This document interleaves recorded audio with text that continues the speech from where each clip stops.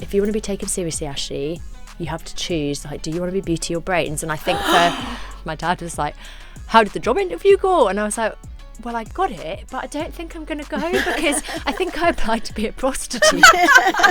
Hello and welcome to the Trawl Meets. I'm Jemma Forte. And I'm Marina Purkis. And on the Trawl Meets, Jemma and I get to chat with someone we admire and find interesting. And today, the Trawl meets someone who appeared in 13 episodes of a reality show Made in Chelsea.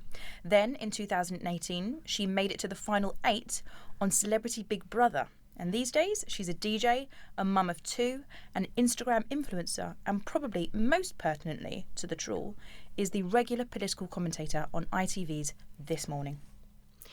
She has 62,000 followers on TikTok, 459,000, this is at time of record, on Instagram, and 99,000 on X, although we did notice that she hasn't posted much on Musk's cesspit since December 2024. Welcome to the Trawl, Ashley James. Thank you so much. It's an absolute pleasure. So today we are going to cover off so many different things, including how you got into politics, what you make of the current bin fire, and also your sort of clash with porn star Bonnie Blue on This Morning. You probably know who Bonnie Blue is, trawlers, but if you don't, the précis is she shagged 1,000 men in a day. That's the CV. Okay, Ashley, let's get into your career trajectory and how you went from reality star to political voice, because I personally find that really interesting. And let's also touch on the fact that you're actually the second Trawl Meets guest, because we had Lewis Goodall on as well, who's lost their regional accent. Mm-hmm. So this is a clip of you on Celebrity Big Brother talking to Lulu. I was born a Geordie, so I was Georgian. Have you had elocution lessons to get? No, I faked a posh accent. And honestly? Truth. So Can you still speak Geordie? Why? No, like this is how I speak now, but I faked it. So when I first started school, I'd be like, "All right, man, how you doing? I'm Ashley James." And then everyone was like, "Oh my God, have you heard the new Geordie girl? Go on, say something." So I'd be like, "What do you want us to say, like?" "Oh my God, do the like. The like's hilarious." And then they'd make me like spell words. They were like, "Spell geography." So I'd be like, G-E-O-G... No, just do the O. Just do the O. So eventually I was like... Eventually I was like, I'm just going to speak like everyone else. What was harder, being in the Celebrity Big Brother house or being at GB News when you went on there? I mean, obviously in the Celebrity Brother house I had Ann Widdecombe. Oh, yes. But in the GB News building I had, like, everyone from my nightmares. So You did quite a stint there, didn't you? I did it for a year. Yeah. I got really depressed during that time, but I feel like it was actually really good to get into the minds of people who think like that. It was really good training in terms of what I do now, because I know that I can hold my own around anyone, because if you can survive as a liberal lefty in the GB News building, then you can kind of do anything. But it was really quite bleak. I remember being like, this is just basic right and wrong. There's no way they can argue with this. And then I go in and be like, oh, wow, they've found an angle. Well, it's like people who are sticking up right now at time of record for Trump's plan to turn Gaza into Mar-a-Lago, What's her name? essentially. Alex Alex Phillips, who's a regular on GB News, was saying this is a wonderful idea. I'm like, are you kidding? So with the GB News lot, I do wonder with some of them, is it an act? Like, for example, I think people like maybe Nana Akua, I know this is pure speculation, possibly just knows what to do to maintain that career in the right-wing media. Yeah. I don't know that they truly believe their position, whereas Alex Phillips, I think, personal opinion, is batshit enough that she genuinely does believe stuff. Like, she tweeted one day about fancying Netanyahu. And I just thought, what is it about a genocidal maniac that is turning you on? But basically, my point being, when you were there, do you think it was a mix of people who genuinely, like, really believed what they were saying and those that were just saying it because it guaranteed them Yeah, do you know what's really interesting? I met at a friend's birthday quite a prolific arsehole, and he was saying to me, oh, the problem with you, Ash, is you're never going to make it because you patronise people, because you say what you think. The irony. Yeah. And I was like, well, no, I say what, you know, I was like, I actually would argue that I try really not to be patronising. I try to kind of have a like stance that's like, have you considered this? Facts or kindness or whatever it is, but I don't do it in a like, you're an idiot way. And he was like, well, no, I just say what people want to think, which is why I'm popular. And I think that sometimes about Piers Morgan as well, because I think Piers Morgan at his core was actually quite a liberal person, wasn't he? But I think now there's like a career. There's a career out of slagging off Meghan, and there's a career out of right-wing politics. And one thing that I will say about my experience with GB News, I remember when the Queen died, and so they had like a special episode where all the people from my nightmares were in, and they were like, one Daily Mail journalist came in and she said, oh, I can't wait to slag off Meghan. And I remember thinking, like, you actually are like sick in the head. Like you want to accuse her of making situations about her, but you're like, she couldn't, like, there's literally no way she could win. And I remember I kind of went in, I think I had to mention her because people were slagging her off of like, if she went to the funeral, she's attention seeking, and if she doesn't go to the funeral, she's attention seeking. And I said something along the lines of like, leave her alone, we're not even here to talk about her. And when I came out, there was like Calvin Robinson and all the desirables that you want to spend time with, and they were like slagging me off as if I wasn't there, but in front of me.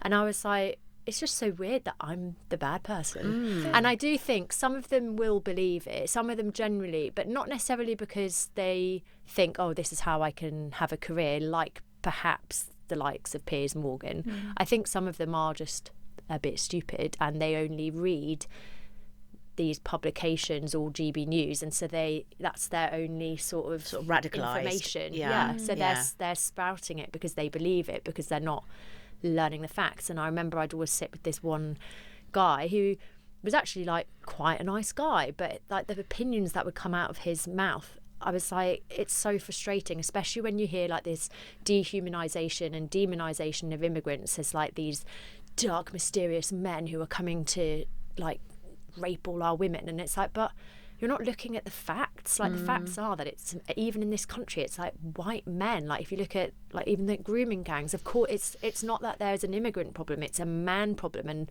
that's across the board of all ethnicities.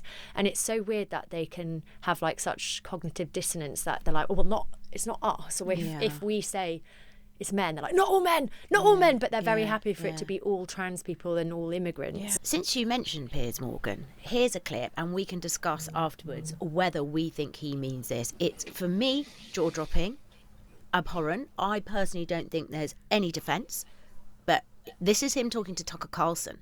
And I'm going to say, for the first time in my life, I'm agreeing with Tucker Carlson. I'm team Tucker Carlson. I never thought I'd ever say that. Clip. I know. Have a listen. If you're intentionally killing civilians, you probably shouldn't beat your chest and brag about it. You know, maybe you could make the I agree case, with that. Maybe you make the case that we had to do it or whatever, but you should. I agree. You should weep, and that's evil, and you should just say it's evil. And I know it's really threatening to. Is it evil, though? Ben Shapiro to say that or whatever, but Is it evil? to kill civilians on purpose? Yeah, it is. I think it is. Really? Kids and children. Well, how is it not, actually? In a war? Well, you can call it whatever you want. How is it right to kill women and children? I didn't say, well, because I think there is a moral right behind you if you are literally... To kill women and children? If there's a world war that threatens it threatens the entire world, yes. Some people killed your kids, like your 8-year-old? Like, Well, obviously, how it's your is own that children. morally justifiable? Well, because actually you have to, well, by your criteria... It's disgusting. Okay, so no war is morally justified. I mean, I think it's pretty hard to justify. I mean, yeah, I'm Any sure. war. A pure defensive action, sure. But all I'm saying, look, it's all ugly. It's all hard to stomach. I've actually seen some of it up close. Super ugly. You can say that. You say you hate it. May I finish? The fact you quibble with it being morally Let me just say, justified. To intentionally kill non-combatants, women and children, I think we can say that's wrong. In fact, I thought that was the thing we were fighting against. You know you're in the gutter when Tucker Carlson is the good one. Yeah. Absolutely. Yeah. But again, do you think he means that, or is he pushing an agenda from, I don't know? Is he trying to wherever? get clicks? I don't know how you can go home, Or put your head on the sponsorship pillow. money. But also women and children. Like, so I thought that was war crimes by any stretch of the imagination. Yeah. Children. I mean, I'm sorry, you've gone into monster Purposefully territory there. targeting. Do you know what I find really infuriating? That the bar is literally in hell for men to be cancelled, because if I said that, I would lose all my employment. I certainly wouldn't be interviewing world leaders and all these really like high profile people. And I feel like even if you look at like the treatment of Meghan, when you think about it, whether you like her or don't like her, we're like, what's she done? And men can literally like be convicted of rape, say that killing women and children is acceptable, or even like looking at Kanye West and his behaviour on a pop culture level. It's like men can do and say whatever they want with no consequence. Like how is there not more outrage, and not just from like the woke people, but like everyone should be outraged about that? Because let's say we were talking about the Taliban, ISIS, and it was a clip of them saying that about they kill women and children. We'd be like, they're monsters. It's and this is what I think, even when I'm looking at like, you know, all the atrocities that are happening in Afghanistan with the Taliban, it's like they're not it's more extreme, but they're not really doing anything different to what Donald Trump is, like his ethos is. Like, you know, it's the stripping back of people's rights. And so these kind of like Bible bashers, they're not Christians. Yeah. Apart from the bishop, who we love. Yes, she was absolutely wondrous. Now, we did say we were going to ask you, how did you make the leap from Made in Chelsea to politics? So what happened? I mean, I did have a brain before going into reality TV, so I think, you know, I was always really interested in history at school, and then when I went to university, I ended up reading French and English, but I almost did war studies and French. So I think I've always been like relatively interested in history, but I didn't really see how it correlated to politics. And then I think Brexit was the big one that made me... We have that in common. Yeah, I think that was when I was... That is a Brexit benefit. Yeah. It actually galvanised so many people to be involved in politics who wouldn't have been otherwise. Yeah, and do you know what? I also think motherhood made me more political or more of a feminist, which is ironic because I always thought I was a feminist before, but I'd say things like, ugh, mums.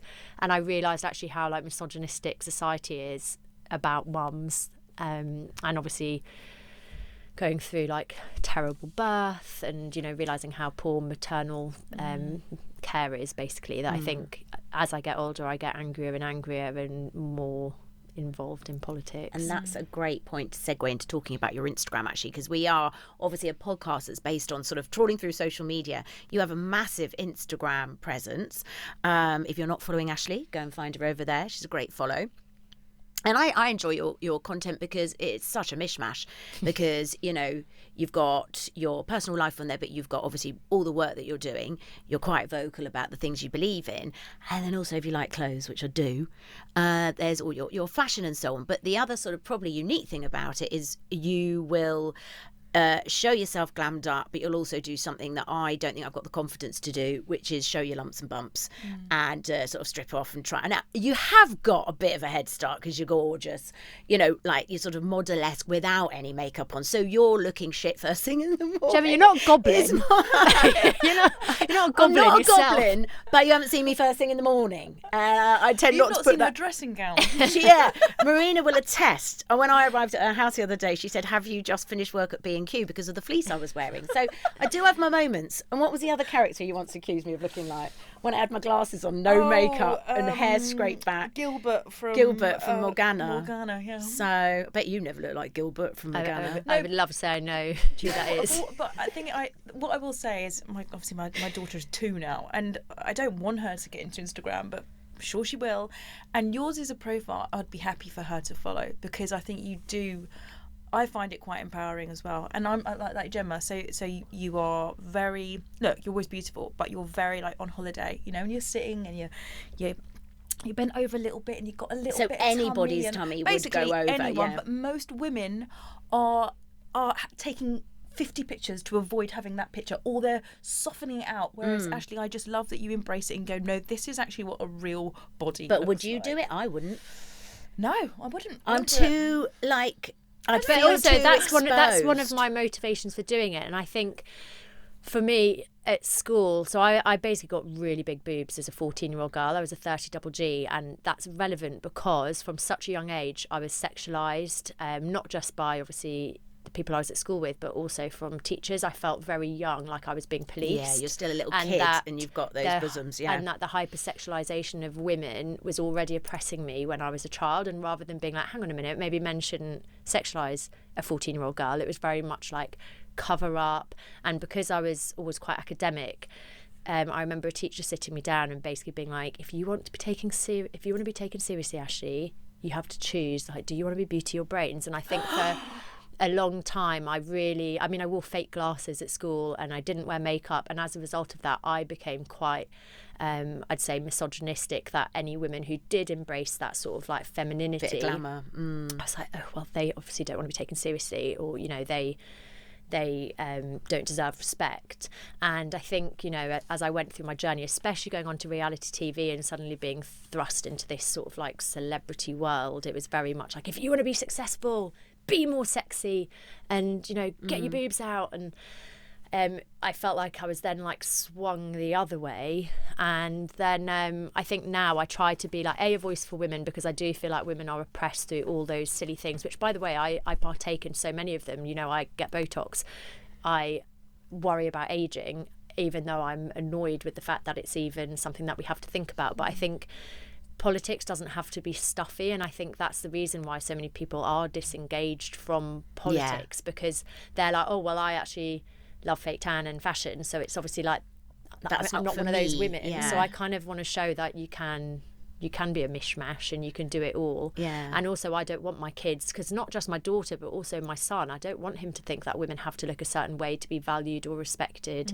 And to have something interesting to say. Yes, like you say, it's not mutually exclusive. And in fact, I think for me and for you, because I know you cited Vorderman as one of your heroes, she absolutely nails that, doesn't she? She nails it. And in fact, we've got a clip from a Trawl Meets. Because you can have bums and boobs. You can have bums and boobs. And a brain. Who knew? You can. So should we, in fact, let's listen to that now, because this is perfect in terms of exactly what you're talking about. And we had such a hoot with her because she's glamorous and she's bloody got the brains as well. And it was when Sean Bailey had slagged her off on GB News and said you can't have both. I want to ask you, in fact, I'll ask both of you, did you bring your boobs and your bum with you today? I got up in the morning, I screwed mine on.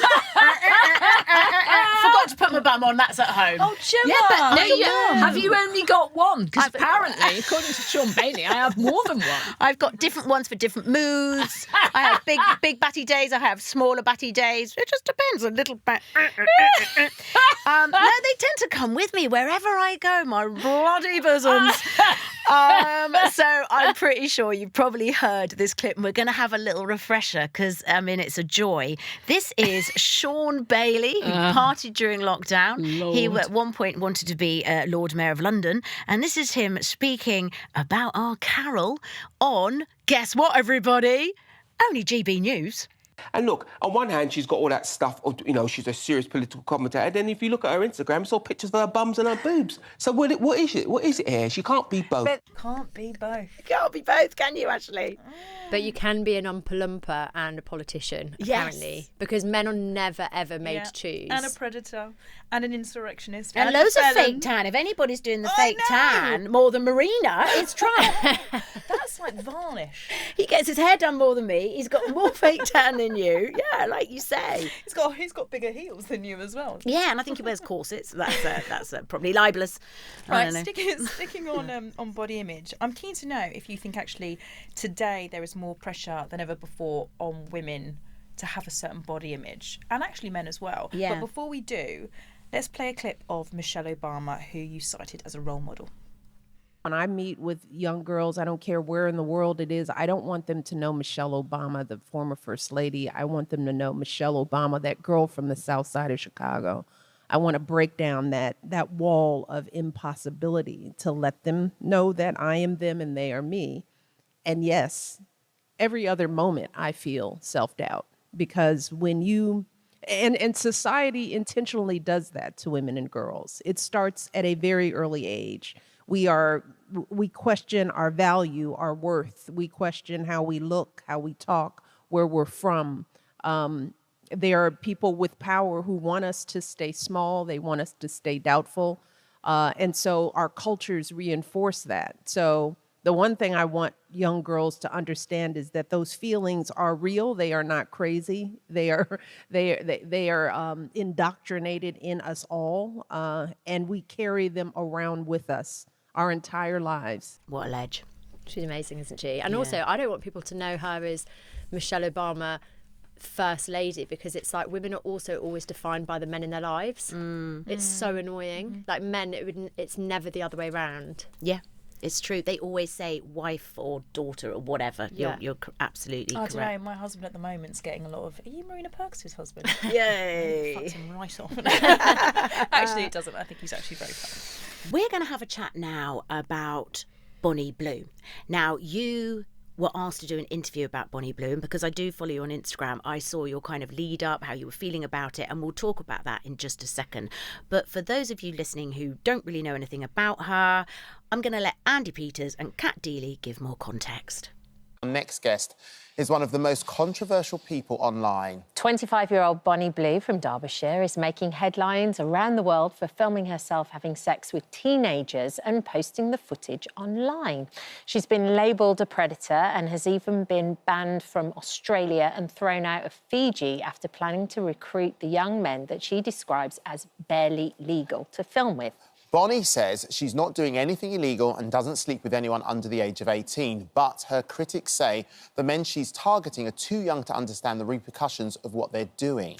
And where do we begin? So obviously your clips and the interview itself got huge traction. And I noticed that leading up to that interview, you were quite sort of ready for that one. Like it was a good opportunity for you because you had so much to say. Did it fulfill everything you wanted it to? Do you know, it's interesting because I actually, in a way, wish that she hadn't been given the platform. So I was really happy that I got to speak to her because I had things that I wanted to address, but also I think that the more people will continue to give her the platforms, the more she wins, because that's all she wants. She's kind of like the queen of rage bait, isn't she? Because the more she goes on to talk and deliberately says these quite outlandish, outrageous things, then the more people talk about her, and therefore, depressingly, the more men decide to sign up to her account. But Bonnie Blue, she isn't just known for sleeping with barely legal boys, but also she boasts about sleeping with husbands and fathers.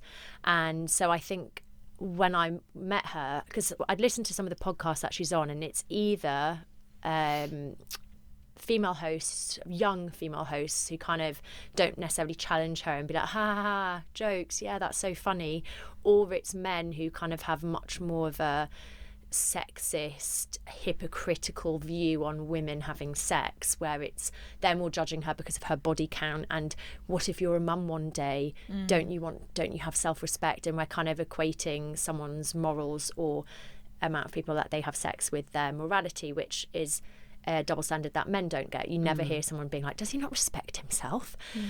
So I wanted to make it really clear to her and acknowledge that there is a double standard, and I think there is people are much more outraged by her than they would be if it was a guy. But interestingly, and this is something I think a lot, so recently she just slept with 1,057 men in 12 hours, so do the maths, it's about 40 seconds each or something.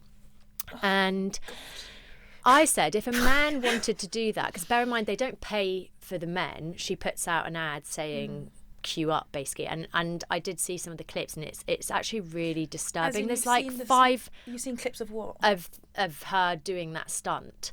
So I actually, it's disturbing because there's men, some of them in balaclavas, some of them with their pants down, some of them naked, some of them, but there's like 50 of them in a room at one time and just her bent over, and there's something very predatory and damaging about that. And if it was a man, there would not be 1,057 women queuing up. I feel like it would be tumbleweed outside. So we can talk about Bonnie Blue, and yes, she's problematic, and I do think she upholds this patriarchal, antiquated view of women that if we don't please men, then men have a right to go elsewhere because they can't help themselves, which is why she boasts about sleeping with dads and husbands. I actually said to Tommy, if you want to go see Bonnie Blue, it saves me a job.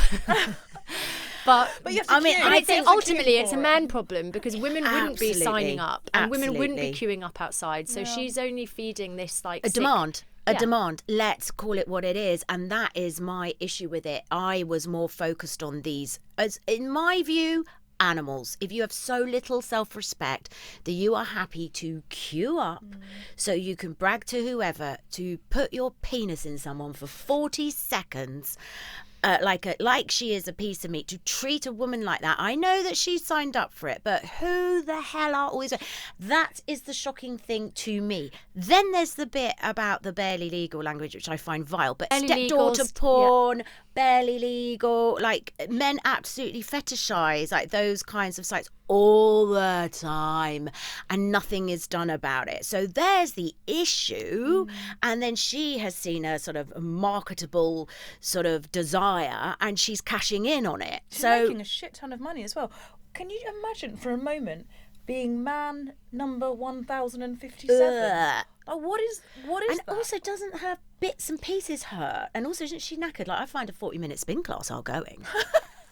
Yeah, I mean, yes, she's rage baity. Yes, she consents, but she's also, in a way, like we all are, she's sort of like oppressed by this patriarchal system. And also, she's 25. Your brain doesn't even develop until you're 25. I feel like she might regret that. There's another girl called Lily Phillips who does something very similar, and she's now trying to break the world record for anal. And it's like the damage to her body, but also bear in mind, even if you use a condom, you're not protecting yourself from so many different types of infections like HPV. Yeah. But I feel like you know how you have Clare's law, so that you know if a man's ever been in trouble with the police for domestic violence, there should be like a Bonnie's law where if you go on a date, you're like, I just need to check that this man has not been with Bonnie Blue, because they'll just be like spreading all these different diseases around. Lily Phillips, just something on Lily Phillips. I found that particularly troubling because she seems less predatory in a way than Bonnie Blue, a little bit naive. Like there was an interview where she didn't even seem to really know about STIs and how they're transmitted, and she's pulling off these stunts. And I saw something recently, and it was after she did her stunt, and I'm just like, what is the world coming to, and what is the message we're sending?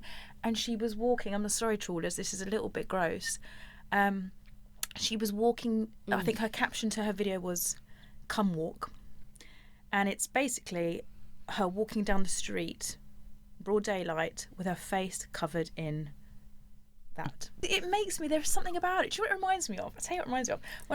When I was younger, I used to work for Club 1830, and there was this reunion, and I got told to, like, come along to this show. You'll love it. It's out of this world. And I'd be like, oh, whatever. And I was in the front row, and it was a full-on live porn show. And I felt violated at the end of it, and I felt quite depressed, and I felt like they're someone's kid. Like, how does that happen? Like, how are these people doing it? I felt awful about the lack of dignity and self-respect. I'm pro-feminism. You shag as many people as you want to, but there's that objectification of it that really hurts me a little bit. Do you know what's so funny? When I first moved to London, I was like a proper country girl from Northumberland. I used to wear tweed, and I was trying to get a job while I was a student on the side, and I saw that there was a job for a hostess in a gentleman's club, and I was like, that sounds really respectable. And so I turned up, and I did this interview, and there were lots of other girls in the room all wearing these like very sexy things, and I was wearing like a shirt and a tweed, and they were basically saying, so we don't want you to like sleep with the men on site because it's not very professional, but obviously we encourage that kind of thing if it's off site, because then the men will come back. But because I was such a people pleaser at the time, I was still like, well, I hope I get the job. So I was like answering the questions as if I feel like, as if, because I was like, well, I don't want to not get the job. And then afterwards my dad was like, how did the job interview go? And I was like, well, I got it, but I don't think I'm going to go because I think I applied to be a prostitute. Oh, we've all done it, actually, by mistake. Who hasn't Do you know, I think there's something to be said as well about the fact that these two girls, Bonnie Blue and Lily Phillips, they're sort of middle class, white, girl next door. There's something about that where, in a way, they're being given more of a voice than perhaps they would if they looked like a Gremlin. Or perhaps weren't quite as sort of eloquent. I don't know. I also think it's this sort of oversaturated market, and they're trying to sort of find their way in it, because I did think this point made by Bonnie Blue was quite interesting. The main thing is, like any parents, they want their children to be happy, and they can see the change of me, as you know, from working in an office, sitting in rush hour traffic, getting given 20 days annual leave, to now having this freedom and flexibility in life, which most people strive to achieve, but, you know, they're not successful enough.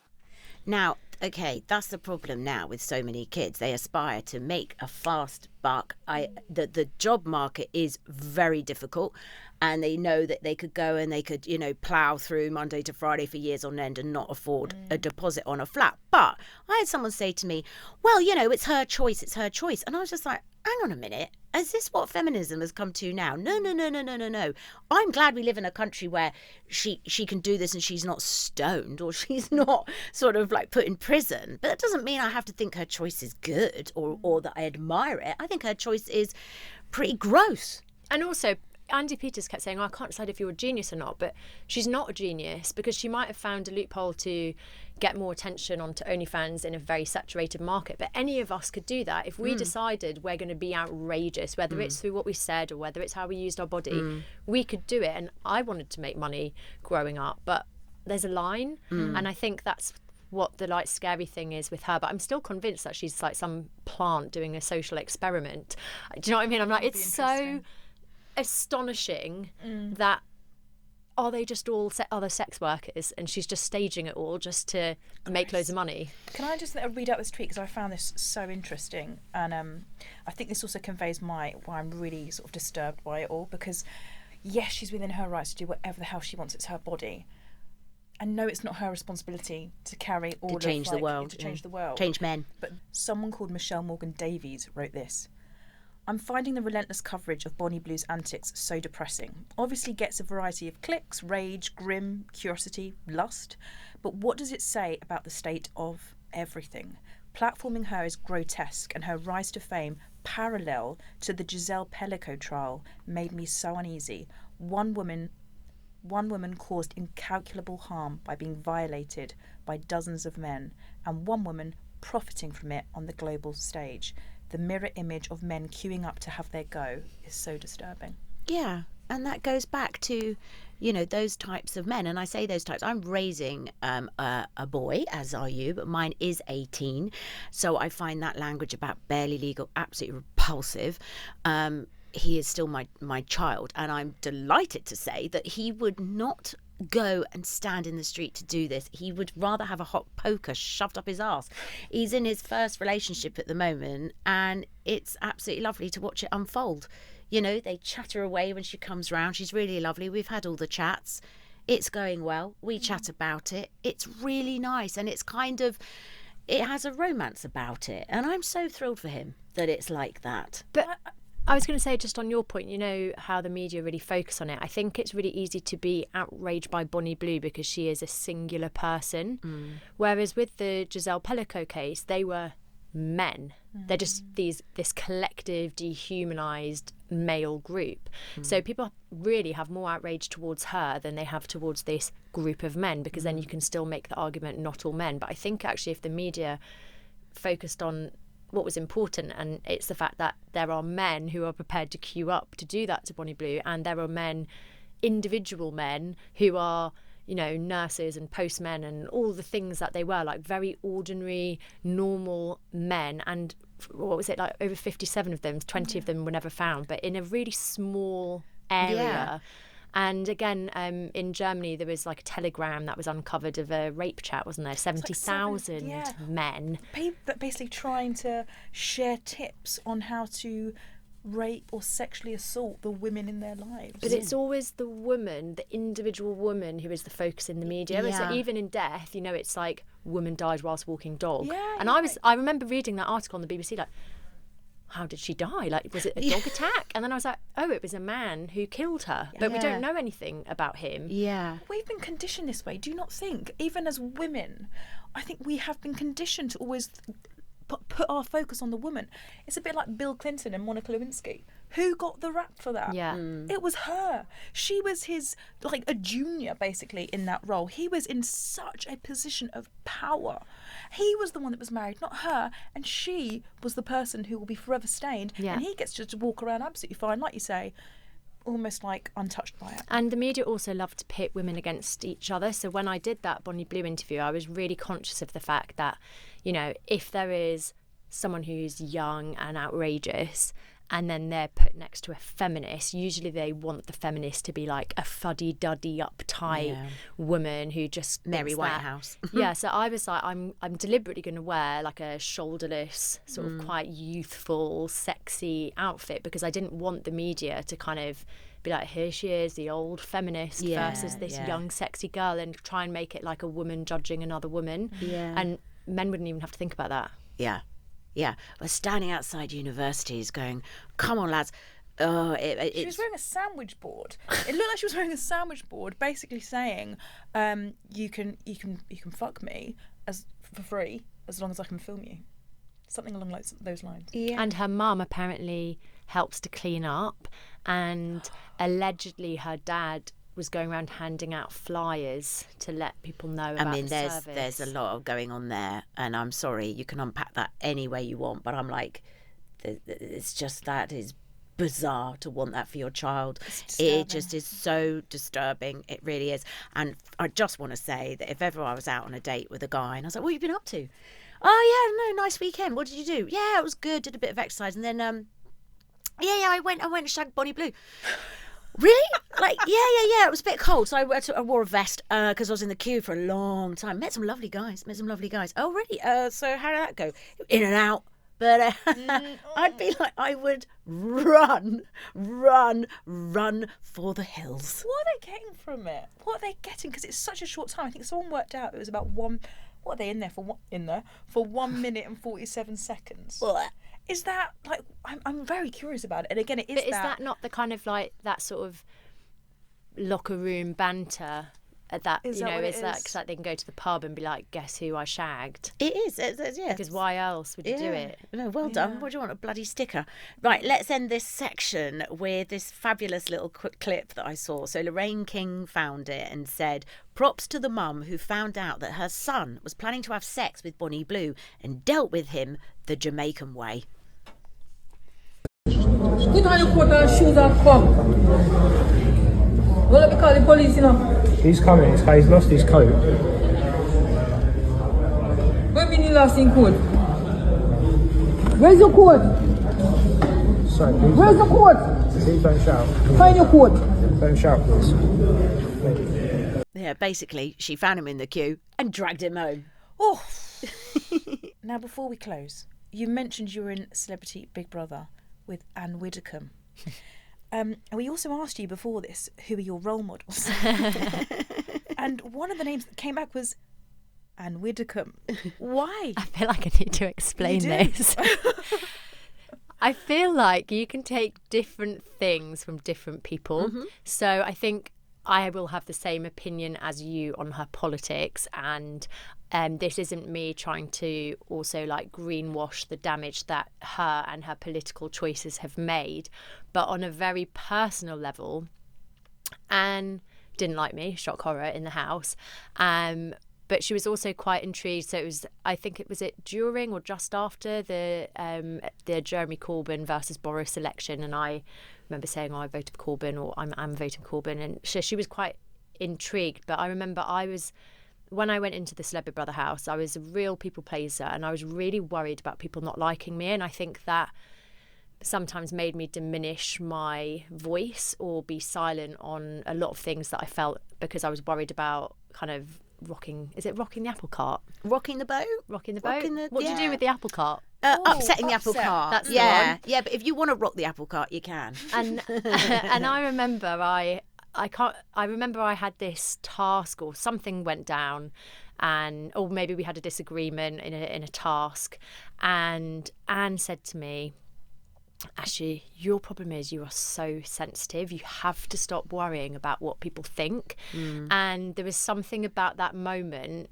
that was a little bit of a light bulb moment. So when I said role model, it was in context of me saying I don't have one specific role model. I love women, and I love little bits of all types of women from history to present day. But in terms of Ann Widdecombe, I find her quite a frustrating character, because she doesn't even acknowledge the fact that she was a female MP. Even she's like, it's not got nothing to do with the fact I'm a woman. And I was like, yeah, but you've got to understand that because you were a woman, you had this opportunity to do amazing things. She's like, no, I was just a politician.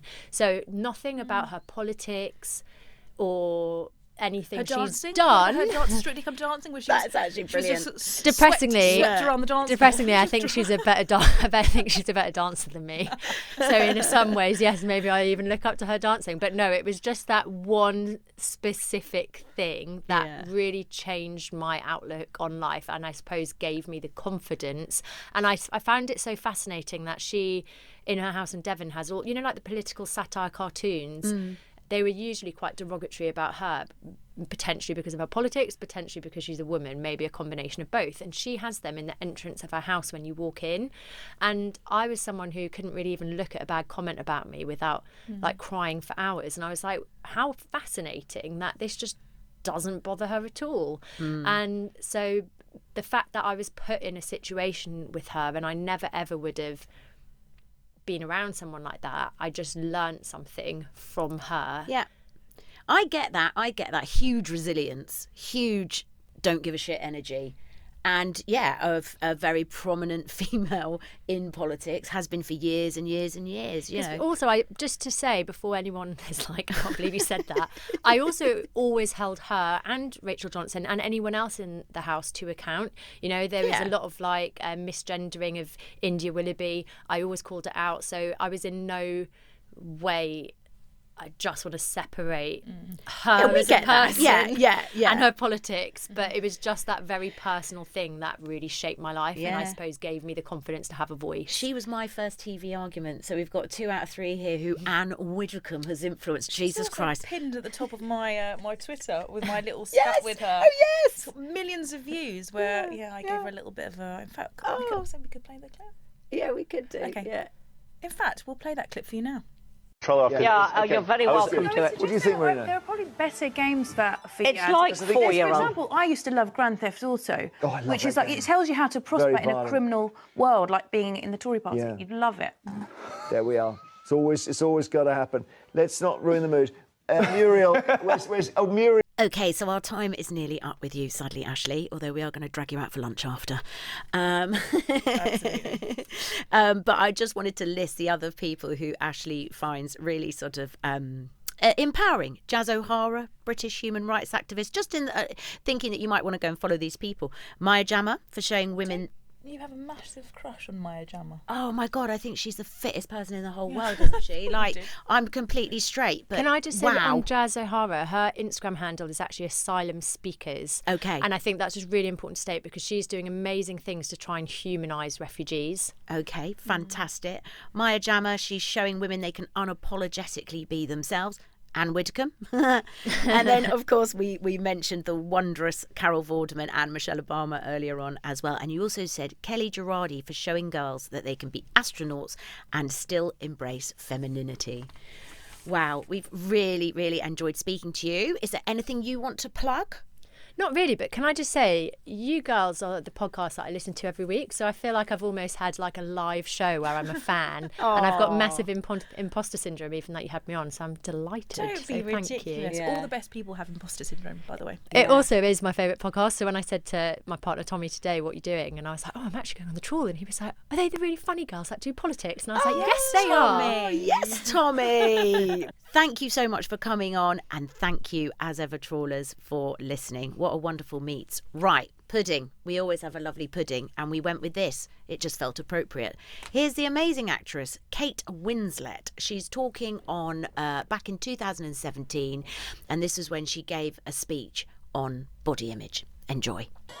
And they would say, you're just not really what we're looking for, Kate. And so I'd hear that a lot. And so these comments about how I looked started to crop up, and I'd never really dared to think about how I looked before. I was just kind of ordinary, nothing special. But this unkindness made me feel truly horrendous. I felt I wasn't enough. I wasn't good enough. I didn't look right. And all because I didn't fit into someone else's idea of perfect. I didn't have the perfect body, and I would rarely hear anything positive. So I started to feel uncomfortable in my own skin. It made it hard. I wanted to give up. Maybe I should rethink this acting thing, I said to myself. But it was my passion, and it made me happy. And surely nobody can take my happiness away. So I had to rise above it. I had to dig deep, be strong, because deep down I wanted to play Sandy in Grease, and I wanted to be Annie, and I wanted to be Maria in West Side Story. I wanted to be in the world of my dreams on stage. I was done with being told I looked wrong. I was done with being told I didn't fit that perfect mold. I wanted to be an actress, and nothing was going to stop me. So what did I do? What did I do? I didn't lock myself away and give up on my dream. I fought back. I had to ignore the negative comments. I had to believe in myself. I had to choose to rise above it all, and I had to work hard. You have to be indestructible to do what you love and believe that you are worth it.